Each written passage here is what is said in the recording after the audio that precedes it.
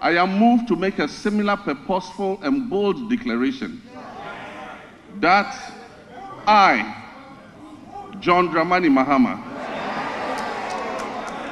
I will fix the economic crisis confronting our country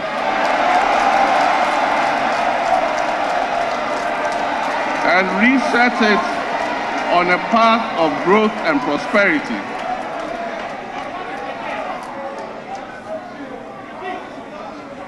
That I will fix the economic crisis confronting our country and reset it on a path of growth and prosperity. My government, working with you and every Ghanaian, will solve the challenges because we have developed the plan with our people's support. When I decided to run for president again, I did so because of what I knew about the state of our country. I was aware that huge problems awaited me upon assumption of office, but nothing could prepare anyone for the reality of the depths to which our economy and our governance had sunk. Our elders say that a frog's true length can be ascertained only after it has died. Apotrowa ni ehune tenten. And how right they were. It is common knowledge that our economy is in dire straits, which is putting it mildly, because an initial assessment of the books we have discovered, after initial assessment of the books, we have discovered that our economic problems are much deeper than was previously known. We have inherited a country that is broken on many fronts. The profundities of the challenges confronting us are staggering.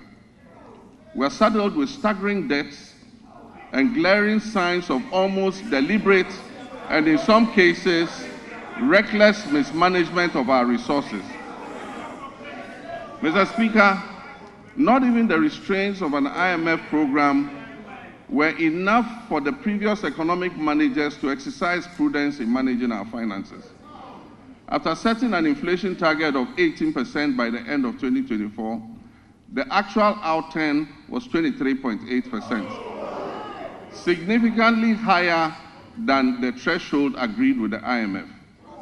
The Ghana cedi continued its downward slide, losing 19% of its value against the dollar in 2024. It had already in the previous year lost 27.8% of its value.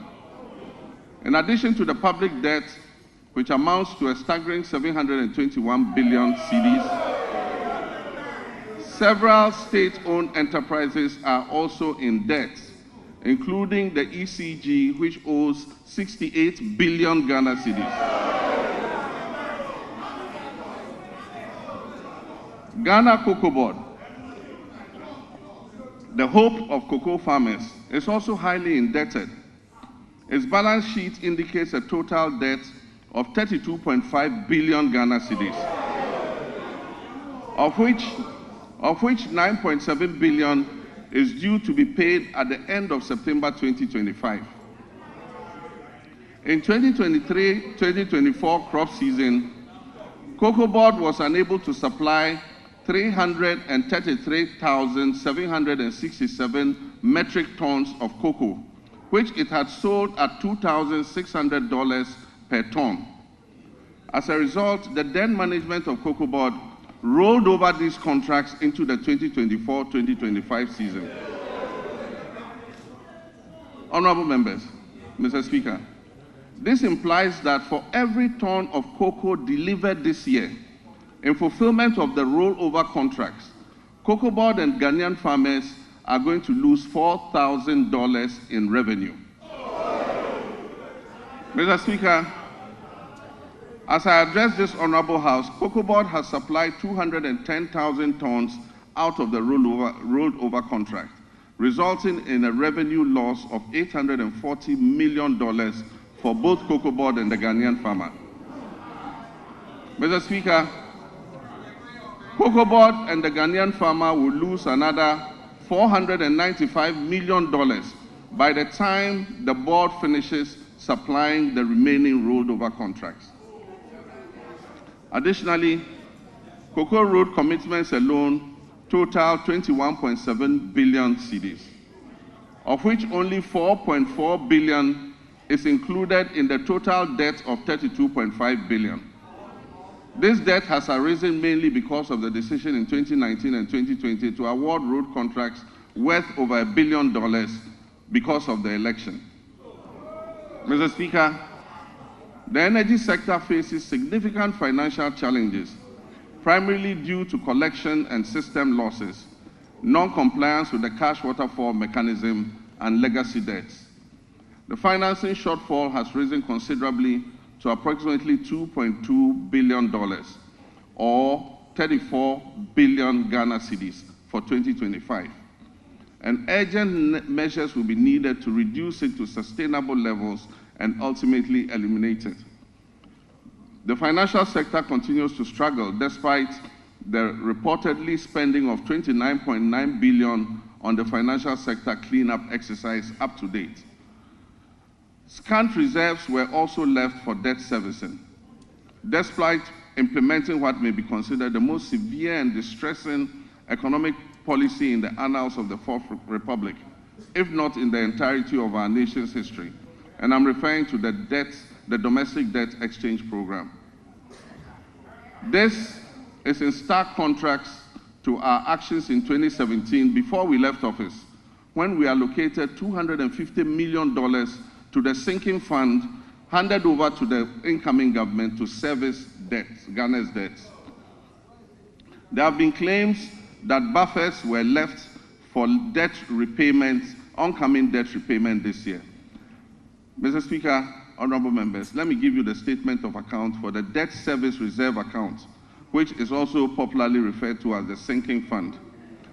This fund shows a balance of only $64,000 in the dollar account, $64,000 in the dollar account, and 143 million Ghana cedis in the CD account. The repercussions of the accumulation of debt and economic mismanagement will require extensive work and sacrifice to repair.